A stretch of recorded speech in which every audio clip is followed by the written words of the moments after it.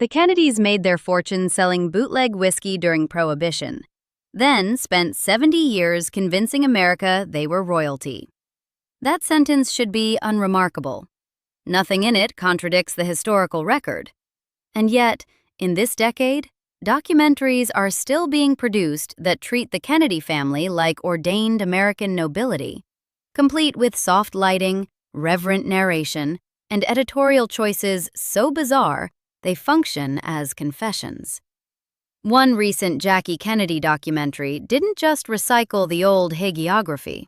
It gave cheerful airtime to the man who spent years stalking her, while skipping her actual accomplishments entirely. The media isn't protecting the Kennedy myth out of habit. It's protecting it right now, on purpose, with a streaming budget and a modern audience. Joseph P. Kennedy Sr. founded Somerset Importers in November 1933, weeks before Prohibition officially ended, investing $118,000 to lock down exclusive U.S. distribution rights for Haig & Haig Scotch, Dewar's Whiskey, and Gordon's Gin. $118,000. In the depths of the Great Depression, when grown men stood in bread lines for a single meal, and farms across Oklahoma were being abandoned by the thousands, Joe Kennedy had that kind of cash lying around for an imported liquor venture. According to the family-approved narrative, he was simply a brilliant financier who spotted a once-in-a-generation opportunity. Mafia boss Frank Costello, speaking under oath, offered a different account entirely. Costello testified to a bootlegging partnership with Joe Kennedy that generated up to $10 million during Prohibition. When he tried to elaborate, his lawyer physically intervened, stopping him from, and this is the phrase actually used, dragging in big names. Dragging in big names. That phrase describes the Kennedy operation more precisely than any biographer has managed in 7 decades. It describes what lawyers do, what publicists do, and what documentary filmmakers in the 21st century still do. Somerset Importers sold 150,000 cases of Scotch in its first year after repeal. When Joe Kennedy sold the franchise in 1946, he collected $8.5 million, over $100 million in today's dollars. Dynasty money. The kind of fortune that purchases Senate campaigns, presidential primaries, and eventually an entire national mythology. Joe Kennedy grasped something most wealthy men of his era missed. In 20th century America, money alone wasn't enough. Protestant establishment families of the Eastern Seaboard would never fully accept an Irish Catholic clan, regardless of its millions. Wealth could buy access, but it couldn't buy legitimacy. Not for a family whose fortune smelled like bootleg whiskey and whose patriarch's associates testified under oath to bootlegging partnerships. So Joe built something more durable than another company. He built a narrative. Family greatness, public service, almost aristocratic inevitability. He poured unlimited funds into his son's campaigns, staged elaborate Kennedy tea parties to manufacture the impression of democratic accessibility, and choreographed every public appearance with precision.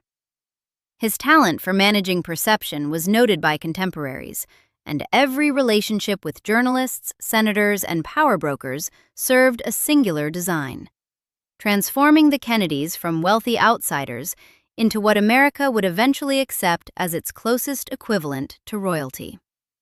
And the America receiving this mythology bore no resemblance to the innocent nation Kennedy hagiography would later describe. That nostalgic vision of early 1960s Camelot, backyard barbecues, space race optimism, a golden age of American confidence, absolutely depends on who you were.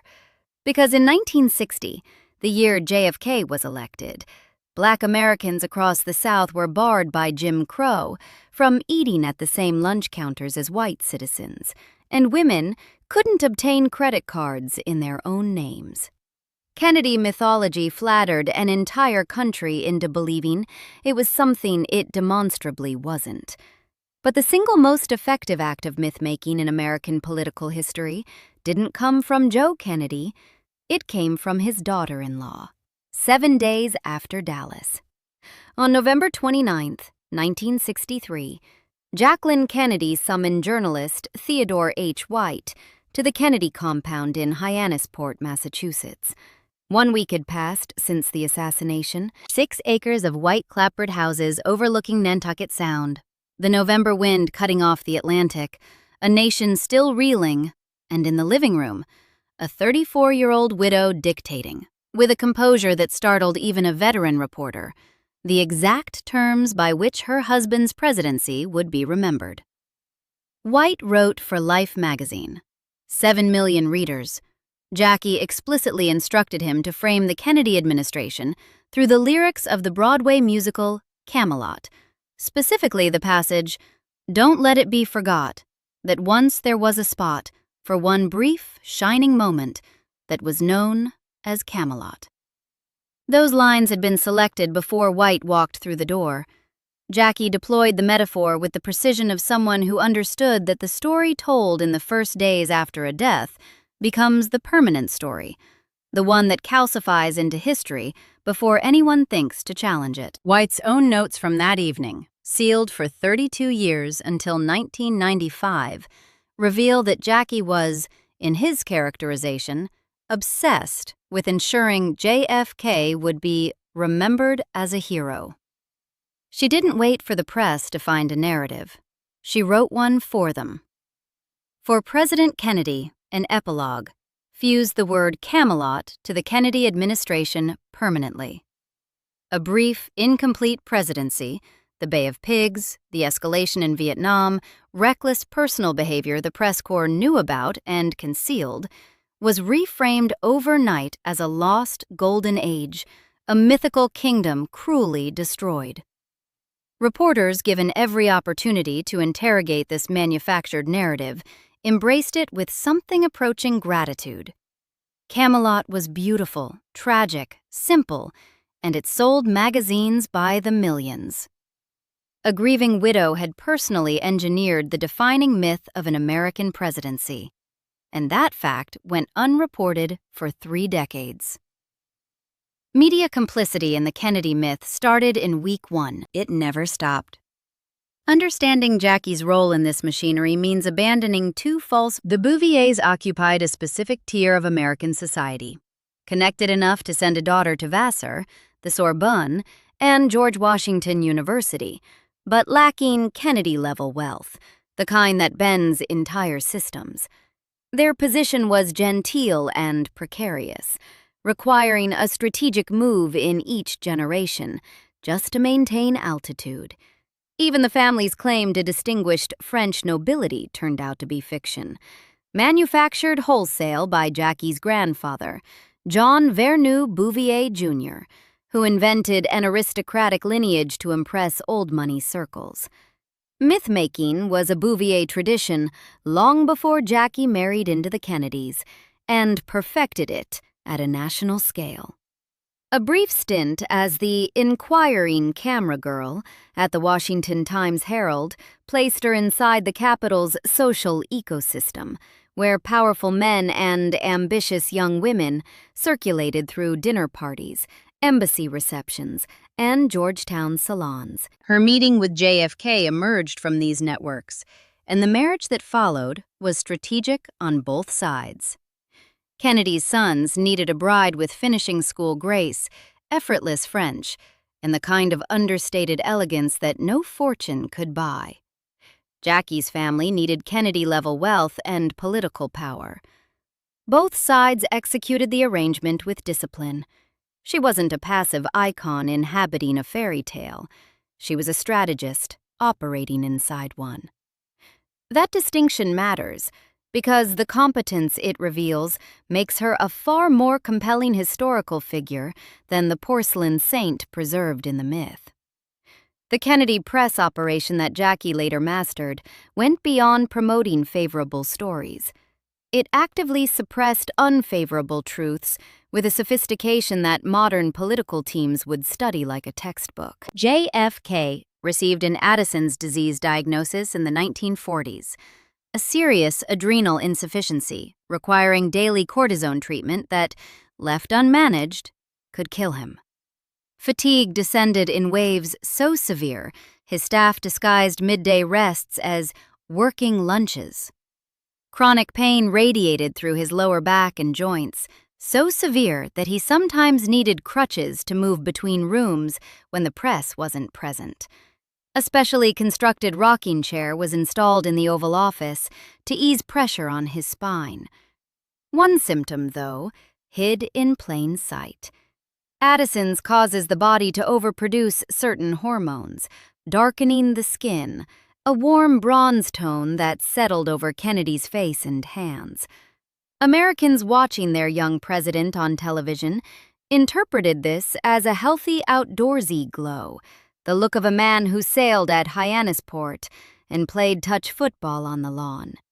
What they were seeing was a symptom of chronic illness. Kennedy's team ensured no reporter corrected the misunderstanding. During the 1960 campaign, when opponents raised the Addison's issue, Kennedy's physicians issued a statement denying he suffered from tuberculous destruction of the adrenal gland. Technically accurate, his condition was autoimmune, with no tuberculosis involvement.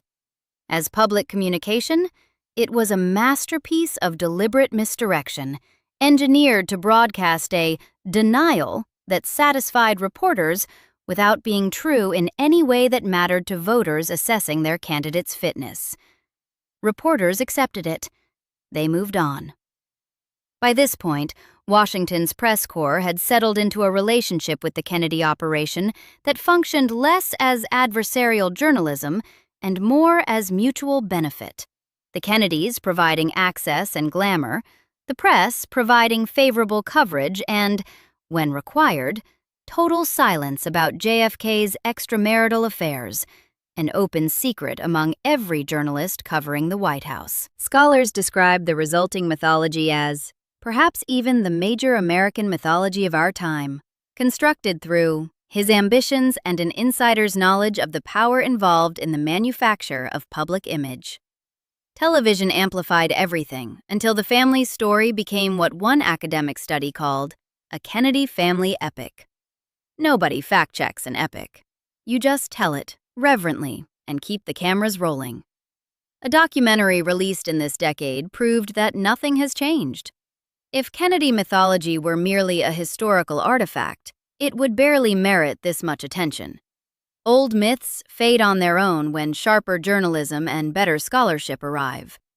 But this myth refuses to fade because it's being actively sustained, and the evidence sits in one editorial decision so morally revealing it operates as an admission. A recent Jackie Kennedy documentary chose to give warm, nostalgic screen time to Ron Galella. Ron Galella spent years relentlessly pursuing Jacqueline Kennedy Onassis through the streets of Manhattan with a camera. He stationed himself outside her apartment on Fifth Avenue, trailed her young children through Central Park, and appeared uninvited at their school events. On sidewalks, he jumped in front of Jackie, blocked her path, shoved his lens within inches of her face to provoke the startled, unguarded expressions that tabloid editors paid premium rates for. What this meant for her daily existence. Stepping out your front door on a Tuesday morning with your 10-year-old heading to school and finding the same man crouched behind a parked car with a telephoto lens, the shutter clicking like a mechanical insect. Finding him again on Wednesday, and Thursday, and the week after that. Jackie couldn't walk her dog without Galella materializing. She couldn't take her children to the park without his presence converting a private afternoon into public spectacle. She couldn't leave a restaurant without him waiting on the sidewalk, camera raised, when she pushed through the door. A court issued a restraining order in 1972, determining that Galella's conduct required judicial intervention to protect a woman and her children from his obsessive pursuit. A judge examined the surveillance, the physical intrusion, the absolute refusal to stop, and ruled accordingly. Galella later bragged about his methods in interviews, describing his pursuit of Jackie the way a hunter recounts tracking a prize, with professional satisfaction, as though the court order were a credential rather than documentation of sustained harassment, signed by a judge. And a documentary made in this decade gave him a cheerful segment, warm, nostalgic, uncritical. No framing of the behavior as stalking, no mention of the court's intervention, no acknowledgement that this man harassed a mother and her children so persistently that the legal system stepped in to stop him. Just a colorful portrait of a guy with a camera and good anecdotes, presented to a modern audience in an era that has spent years reckoning publicly with harassment, consent, and the consequences of obsessive pursuit. Galella's rehabilitation from stalker to legendary paparazzo ranks among the quieter scandals in media history. A documentary produced right now made the active choice to platform him without a single critical question. And that choice reveals exactly how the Kennedy mythology machine still functions. It doesn't just sanitize the Kennedys, it sanitizes everyone in their orbit, flattening predatory behavior into nostalgia, converting a woman's documented distress into entertaining content. Meanwhile, the same documentary skipped what Jackie Kennedy actually did after leaving the White House. In the 1970s, Penn Central Transportation Company proposed either razing Grand Central Terminal entirely or erecting a massive office tower directly on top of it. Jackie joined the Municipal Art Society's fight, and she didn't just lend her name. She organized press events, gave statements, and deployed the same strategic skills she'd used to construct the Camelot myth: media relationships, impeccable timing, the calculated weaponization of her own celebrity. Penn Central Transportation Company versus New York City reached the Supreme Court, which ruled in 1978 to preserve the terminal, establishing legal precedents for historic preservation across the country. Jackie Kennedy helped save Grand Central Terminal and reshape American preservation law. By any measure, one of the most consequential acts of civic engagement by any former First Lady in history. The documentary gave those minutes to her stalker instead. That editorial choice reveals what the mythology actually requires. It needs a passive Jackie, beautiful, tragic, pursued, because passive Jackie supports the fairy tale, a woman who files lawsuits, testifies in court, and leads national preservation campaigns with lethal strategic precision, threatens the narrative. An icon preserves it, an operator destroys it. So the documentary chose the icon, just as every Kennedy production has for 60 years. JFK was elected to office. He wasn't anointed king. The Kennedys were never American royalty. They were a wealthy family with bootlegging origins, mob-adjacent financing, and a public relations operation so effective it convinced a nation to read chronic illness as a healthy tan, a strategic marriage as a love story, and a restraining order as the charming backstory of a legendary paparazzo. Jackie Kennedy understood this machinery better than anyone who ever lived inside it. She sat in a room in Hyannisport 1 week after her husband's murder and single-handedly dictated the myth that would define a presidency for the rest of American history. She saved a landmark building from demolition. She outmaneuvered institutions designed to reduce her to an ornament, all with a strategic intelligence that deserves recognition on its own terms, not through the soft focus lens of yet another production that would rather show you her stalker than her achievements. The worship was never justified.